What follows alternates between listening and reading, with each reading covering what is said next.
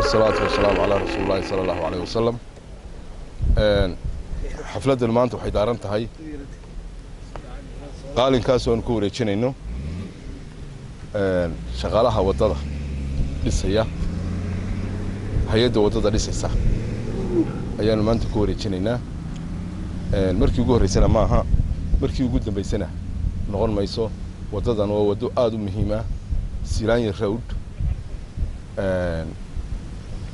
oo maanta maraysa meel aad u wanaagsan runtii qofkii soo maray markaan anigu burca ka soo laabtay ilaa gareeg intaan soo socday iyo barigii hore intaan u socon jiray dareenkaas wuxuu ku tusayaa cid alla cidii ka qayb gashay cidii wadada soo martay waa cidii alla ka qayb gashay way ducaysaa waxaan maayirka degmada oo dawladda hoose degmada oo iyadoo leh bixisay neefkan geela ah ayaan aad uga mahadnaqaynaa wadooyinka ka wakiila waxaan u mahad celinayaa gudoomiyaha maayirka magaalada Garadag oo iyo xogayihiisa iyo xogayaha baarlamaanka iyo xogayaha guud ee baarlamaanka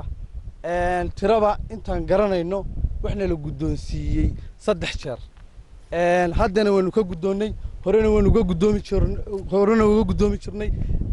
dibna waanu uga gudoomi doonaa haddii Ilaahay yiraahdo degmada Garadag si wanaagsan ayaa wadada looga jecel yahay lookana soo dhaweeyay waxaan leeyahay dadyoowga kale ee shaqaalaha iyaga ah ee degmooyinka kale ku nool sida degmada Garadagna loo ka soo dhaweeyay in loo ka sooriyay ee xoolaha iyo geela iyo lagu wareejinayo in qoliyooyinka kale ee shaqaalaha iyaga ee degmooyinka kale inay degmooyinka kale ku daydaan barakaatu waanu aad iyo aad baanu ugu faraxnay awrkaana la siiyay markii ugu horeysana maaha